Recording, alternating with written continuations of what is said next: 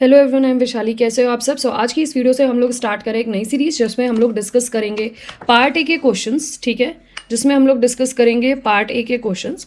Part A में जितने भी क्वेश्चंस आपके आते हैं, पार्ट ए को हम एप्टीट्यूड पोर्शन कहते हैं। इसमें आपके जितने भी क्वेश्चंस आते हैं, जो भी टॉपिक्स उसमें कवर रहते हैं डिफरेंट, जैसे न्यूमेरिकल एबिलिटी हो गई, डेटा इंटरप्रिटेशन हो गया, लॉजिकल रीजनिंग हो गई, सो ऑन, ज्योमेट्री हो गई, इस तरीके के जितने भी क्वेश्चंस आते हैं फ्रॉम दीज टॉपिक्स या इनके सब टॉपिक्स, उनकी नई सीरीज शुरू कर रही हूँ। तो इन सीरीज में आपको मोस्टली सारे ही सब टॉपिक्स पे क्वेश्चंस मिल जाएंगे।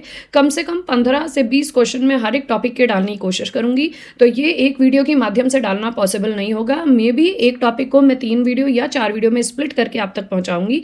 तो अगर आप CSI नेट की प्रिपरेशन कर रहे हो, CSI नेट में you are preparing for any of the branches like life sciences, chemical sciences, physical sciences, earth sciences और मैथमेटिक्स, तो आपके लिए ये सारी वीडियोज हेल्पफुल हो सकती हैं, क्योंकि एंड ऑफ द टॉपिक के टाइम पे उस वीडियो में मैं सारे प्रीवियस ईयर क्वेश्चंस ही डिस्कस करूंगी। चाहे आप लोग गेट की प्रिपरेशन कर रहे हो, तो गेट में हमारे पास जो पार्ट ए आता है जिसमें हमारे पास 10 क्वेश्चंस होते हैं जो न्यूमेरिकल एबिलिटी पे बेस्ड होते हैं, उनके क्वेश्चंस भी आपको मिलेंगे। बाद में वर्बल एबिलिटी भी डालूंगी और इंग्लिश से रिलेटेड जो कॉम्प्रिहेंसिव क्वेश्चंस आते हैं या फिर वोकैबुलरी के आते हैं या फिर ग्रामेटिकल क्वेश्चंस आते हैं, वो भी मैं इस सीरीज में ऐड करूंगी। सो आई होप जो CSI नेट की प्रिपरेशन जून वाली कर रहे हो या दिसंबर वाली करेंगे या फिर फरवरी की गेट की करेंगे, तो इन वीडियोज की माध्यम से आप लोग अपने पार्ट ए की प्रिपरेशन कर सकते हैं। सो प्लीज़ एक रिक्वेस्ट करना चाहूंगी, अगर ये वीडियोस आपको अच्छी लगे तो मेरी मेहनत को देखते हुए आप चैनल को ज़रूर सब्सक्राइब करिएगा और कमेंट तो ज़रूर डाल के जाइएगा कि आपको वीडियो कैसी लगी और कंटेंट समझ में आया या नहीं। So let's start with the video. सबसे पहला टॉपिक आज जो मैं लेके चली हूँ, जिसको हम कहते हैं कैलेंडर। कैलेंडर के क्वेश्चंस आपके दोनों ही एग्जाम में देखे जाते हैं। कैलेंडर के क्वेश्चंस को प्रिपेयर करने के लिए आपको कुछ टर्म की नॉलेज होना बहुत ही इंपॉर्टेंट है। सो स्टार्ट करते हैं। सबसे पहले आपको पता होना चाहिए ऑर्डिनरी ईयर क्या होता है। जो भी रेगुलर ईयर्स होते हैं उनको ऑर्डिनरी ईयर्स कहा जाता है। ऑर्डिनरी ईयर जो होगा कैसे समझेंगे, क्योंकि वो लीप ईयर नहीं होता, उसको हम ऑर्डिनरी ईयर कहेंगे। ठीक है, ऑर्डिनरी ईयर के अंदर हमारी 365 डेज होते हैं।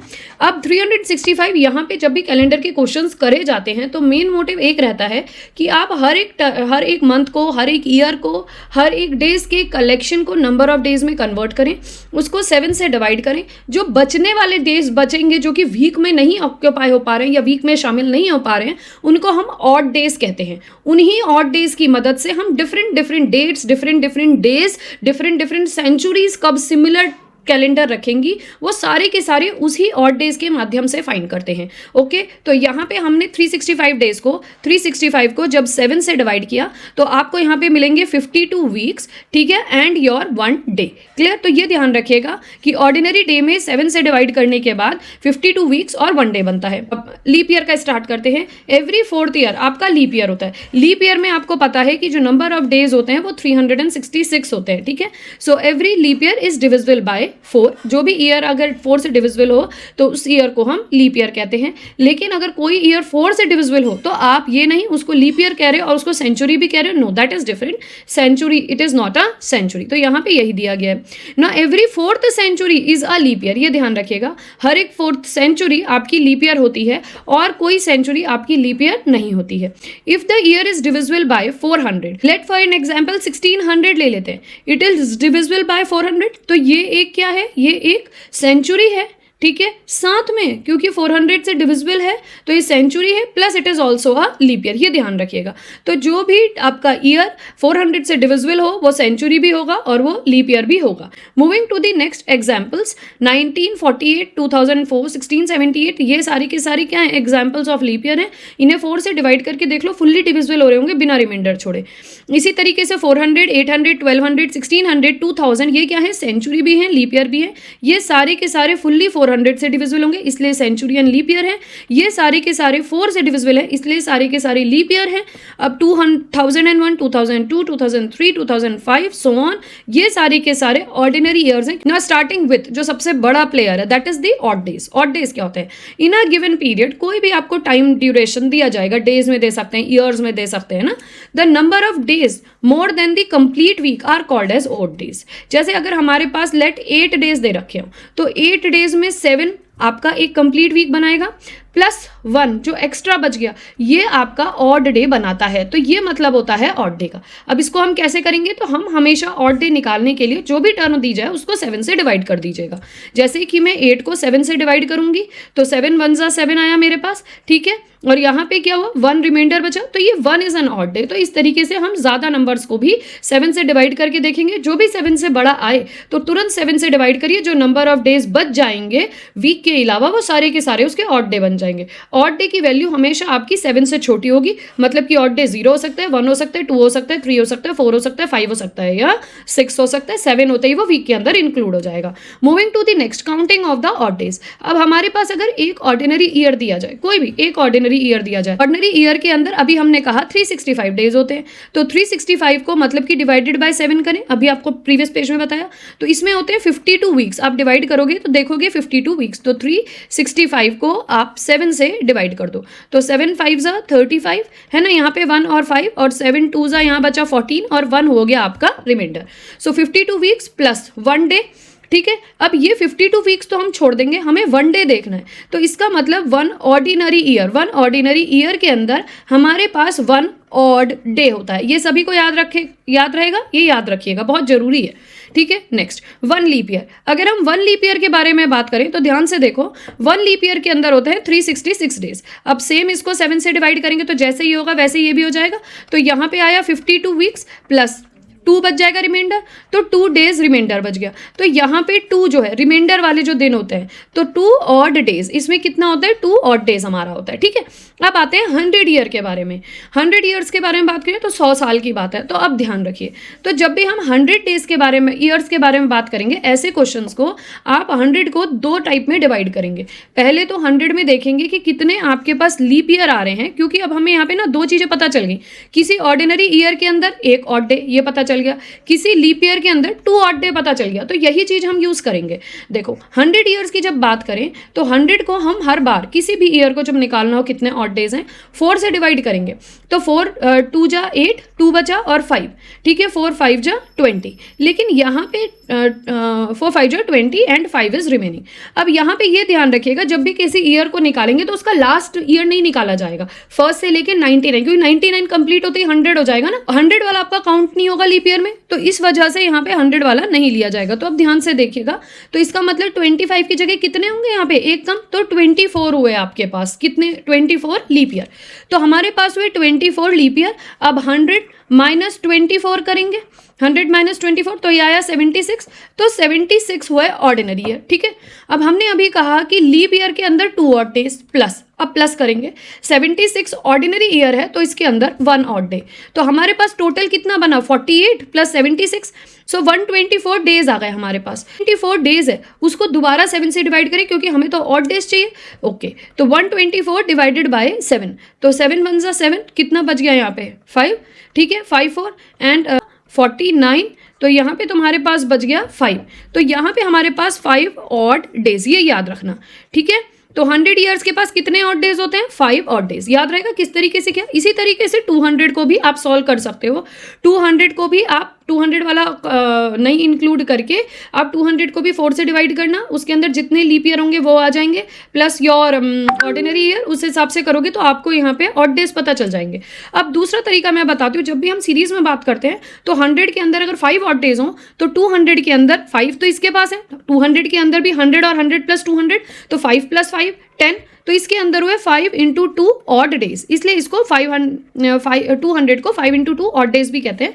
वैसे तुम इसको इस तरीके से भी पूरा सॉल्व करके एक बार रफ रजिस्टर में देख लेना और क्लैरिटी मिल जाएगी, ठीक है। इसके अंदर हमारे पास हुए 10 ऑड डेज। अब 10 होते ही 7 से बड़ा हो गया तो इसको फिर 7 से डिवाइड कर देंगे, तो कितना रिमाइंडर बचेगा 3, ठीक है। मूविंग टू दी नेक्स्ट, अब 300 के बारे में बात करते हैं, तो 100 प्लस 100 प्लस 100 15, तो इसको लिख सकते हैं 5 इंटू 3 ऑड डेज। अब ये हमारा फिर 7 से बड़ा हो गया तो 7 से डिवाइड करेंगे, तो यहाँ 1 रिमाइंडर, तो यहाँ हो गया 1 ऑड डेज। क्लियर हो रहा है ना सबको, 15 डिवाइडेड बाय 7, तो 1 रिमाइंडर 1 ऑड डेज। 400 में कितना होगा, 400 में आपका ध्यान रखिएगा 5 प्लस 5 प्लस 5 प्लस 5 तो 20, लेकिन क्योंकि 400 आपका लीप ईयर होगा, ठीक है, आपकी सेंचुरी भी है और आपकी लीप ईयर भी है, तो इसमें जो एक दिन होगा वो एक्स्ट्रा होगा, फरवरी 29 की होगी, तो ऑड डेज तो 20 हुए प्लस लीप ईयर वाले की वजह से 1 जुड़ जाएगा।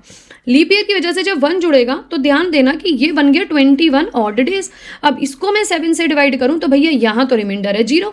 तो जो भी सेंचुरी हो और लीप ईयर हो उसका जो ऑड डे होता है वो हमेशा 0 ऑड डेज होता है, याद रहेगा। अब इसी तरीके से कुछ एग्जाम्पल्स ध्यान रखिए। ने कहा 800, ये सेंचुरी प्लस लीप ईयर है। 1200 सेंचुरी प्लस लीप ईयर है। 1600 ये लर्न कर लेने हैं। 2000 ये सारे के सारे 0 ऑड डेज रखते हैं। बाकी लीप ईयर 2 ऑड डे रखता है, ऑर्डिनरी ईयर 1 ऑड डे रखता है, 100 ईयर्स 5 ऑड डे रखता है, 200 3 ऑड डे रखता है, 300 1 ऑड डे रखता है। तो ये तुमको याद करने पड़ेंगे। ऑड डे 0 1 2 3 4 5 6 इतने हो सकते हैं। तो ये कह रहा है कि ऑड डेज जो हैं इनको दिन से कनेक्ट कर दो, दिन बता दो इन पे। तो जब भी ऑड डे 0 तो सबसे पहले क्या आएगा? संडे। ऑड डे 0 जहां भी मिलेगा आप संडे ही कहोगे उसे, अगर कोई दिन वहां नहीं दिया गया होगा, ठीक है। 1 को क्या कहोगे आप? मंडे। 2 को क्या कहोगे आप? ट्यूसडे। 3 को आप क्या कहोगे? वेडनेसडे। और 4 को आप क्या कहोगे? थर्सडे। और 5 को आप क्या कहोगे? फ्राइडे। और 6 को आप क्या कहोगे? सैटरडे। ये याद रहेगा, ठीक है। अब आ जाओ यहाँ पे, इसी हाथ में तुम्हें क्वेश्चन भी बता देती हूँ। यूजुअली एग्जाम में एक क्वेश्चन आ जाता है कि सेंचुरीज, ये जो सेंचुरीज है ना 100 200 300 2000 जो ये सेंचुरीज बनी, इन सेंचुरीज में कौन सा दिन लास्ट डे नहीं होता। अब ध्यान से देखो, यहाँ पे जब मैं बात करूँ सेंचुरी की तो 100 जो ऑड डे है सेंचुरी में क्या बनाएगा? 5। और 5 मैंने तुम्हें अभी बताया 5 किसको शो कर रहा है? फ्राइडे को।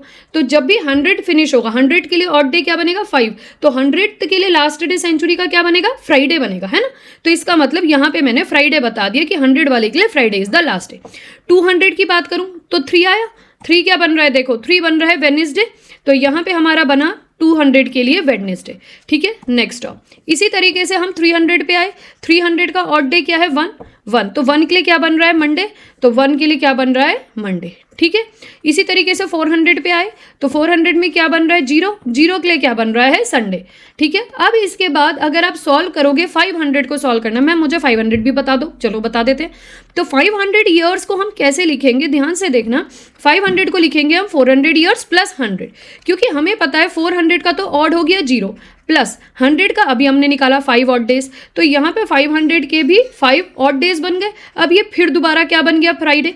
तो हमें ये समझ में आ गया यहाँ पे देखने से कि we are repeating Sunday, Monday, Wednesday and Friday. Every time we are repeating this cycle. Clear? So now they will ask you in the exam which day is not represented by the last day of century. तो कौन से नहीं होंगे? वो कोई भी आपको 4 options दे देंगे, 4 ऑप्शंस में नहीं वाले देंगे। सो ट्यूसडे नहीं होगा, थर्सडे नहीं होगा और सैटरडे नहीं होगा। तो वो ऑप्शन कुछ इस तरीके से बनाएंगे जैसा पहले दे दिया संडे, दूसरा दे दिया मंडे, तीसरा दे दिया वेडनेसडे और चौथा दे दिया सैटरडे, ठीक है। तो सैटरडे विल योर आंसर। तो आप याद रखिएगा सेंचुरीज के लास्ट डे हमेशा संडे, मंडे, वेडनेसडे या फ्राइडे ही होते हैं। इसके अलावा जो ट्यूसडे, थर्सडे और सैटरडे होते हैं ये सेंचुरीज के लास्ट डे नहीं बनते। Is that clear to you? तो एक क्वेश्चन यहीं से आ जाता है। मूविंग टू दी नेक्स्ट, अब मंथ ऑफ द ईयर को भी हमें ऑड डे से कनेक्ट करना है। तो चलो मंथ ऑफ द ईयर को कनेक्ट करते हैं। जनवरी के अंदर, जनवरी की बात करें तो इसके अंदर 31 डेज होते हैं। ऑड डे निकाला तो मैंने तुम्हें बताया ना कि जहां भी ऑड डे निकलना हो तो 7 से डिवाइड कर दो। तो इसको यहाँ पे 7 से डिवाइड करूंगी, 3 इज रिमाइंडर करो। देखो 31 एंड 7 3 जा 20, 7 4 जा 28, यहाँ पे बच जाएगा 3। सो 3 ऑड डे। तो जनवरी के लिए हमेशा 3 ऑड डेज लिए जाते हैं, ठीक है। Moving to the next, February की बात करते हैं। फेब्रवरी में अगर आप देखोगे तो फेब्रवरी के अंदर हमारे पास 2 होते हैं। अगर लीप ईयर नहीं हो, ऑर्डिनरी हो तो 28। तो 28 डिवाइडेड बाय 7 तो हमारा ऑड डे क्या बन गया? 0। लेकिन अगर हमारे पास फेब्रवरी में लीप ईयर हो तो 29 डिवाइडेड बाय 7 तो हमारा ऑड डे क्या बन जाता है? 1। So depending upon February leap year में पड़ रही है या फेब्रवरी ऑर्डिनरी ईयर में पड़ रही है, आपको ऑर्डिनरी ईयर को 0 या 1 डिफाइन करना पड़ेगा। मूविंग टू दी नेक्स्ट, मार्च कितने दिन का होता है? 31 डेज का, डिवाइडेड बाय 7 तो आपका ऑड डे कितना बनेगा मार्च के लिए? 3। अप्रैल कितने डेज की होती है? 30 डिवाइडेड बाय 7 तो यहाँ पे अप्रैल कितना हो गया? 2 ऑड डेज। मई कितने दिन की होती है? 31 की, divided by 7 it will be 3 odd days. जून कितना होता है? 30 डेज की, divided by 7 it will be 2 odd days. जुलाई कितनी होती है? 30 तो 31 divided by 7 so 3 odd days. Similarly अगस्त में भी 3 ऑड डेज। ऐसे ही सितंबर में करोगे तो 30 divided by 7 2 odd days. Similarly October 31 divided by 7 so 3 odd days. याद रखिएगा इसको। नवंबर में 30 डिवाइडेड बाय 7, दिसंबर में 31 डिवाइडेड बाय 7 सो यहाँ पे हुआ यहाँ पे हुआ 2 ऑड डेज और यहाँ पे हुआ आपका 3 ऑड डेज. सो ये number of the odd days of your month और फुल ईयर आपको दिखा दिए गए हैं. ठीक है, मूविंग टू द नेक्स्ट. देखिए फर्स्ट क्वेश्चन मैंने अभी आपको जो समझाया वही है. The last day of century can not be. तो क्या नहीं हो सकता? ट्यूसडे नहीं हो सकता. ठीक है, थर्सडे नहीं हो सकता. ठीक है, और क्या नहीं हो सकता? सैटरडे नहीं हो सकता. Number of odd days of 1900 year. 1900 year का ऑड डे क्या होगा? निकालते हैं. देखो 1900 को हम किस तरीके से लिखेंगे? 1600 प्लस 300. ठीक है, 1600 का ऑड डे अभी आपको बताया था. सेंचुरी प्लस लीप ईयर है तो 0. 300 का अभी देखो प्रीवियस ईयर में, प्रीवियस पेज में निकाल के दिखाया है. कितना है? 1 ऑड डे आया था ना 300 का, तो यहाँ पे हम 1 लिख देंगे. तो यहाँ पे आप देखोगे कि 1900 का कितना ऑड डे हुआ? 0 + 1 which is equal to 1 odd day. तो 1900 का ऑड डे कितना आया? 1 ऑड डे.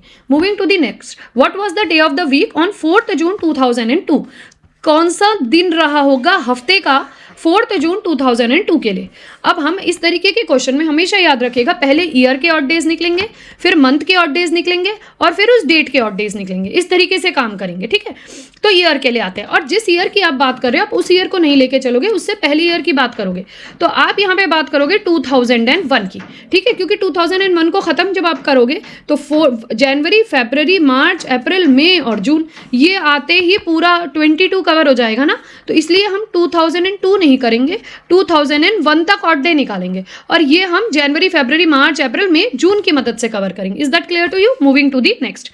चलिए सो हम आ जाते हैं इरेज ऑल करके. यहाँ पे सही है. तो हम 2001 लेके चलेंगे. इसके हमें ऑड डेज निकालने हैं. तो ऑड डेज कैसे निकलेंगे इसके ऑड डेज? सो 2000 हमें तो पता है कि ये वाला आपका ऑलरेडी क्या है, ये वाला आपका सेंचुरी प्लस लीप ईयर है, तो 2000 + 1 ईयर. ठीक है, अब यहाँ पे ध्यान रखिएगा 2001 है तो जो ये आपका लीप ईयर तो होगा नहीं, क्योंकि every 4th year is your leap year. तो इसका मतलब 1st, 2nd, 3rd, 4th year is your leap year. तो 1st year is ordinary year. So ये तो हो गया 0 + 1. तो यहाँ पे हमें ऑड डे मिल गया 1. तो 1 ऑड डे 2001 के लिए. अब आते हैं जून तक. तो जनवरी, फरवरी, मार्च, अप्रैल, मई और जून. ठीक है, इनके डेज निकालने पड़ेंगे.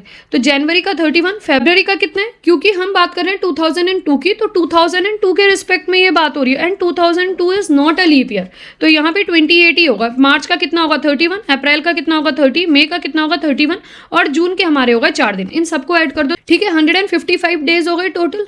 तो यहाँ पे हमारे पास क्या करना है? 155 डिवाइडेड बाय 7. सो करो 7 से. 155 को 7 से करोगे 7 2 ज़ा 14, फिर 15, 7 2 ज़ा 14 and 1 is remaining. So you have for this also 1 odd day.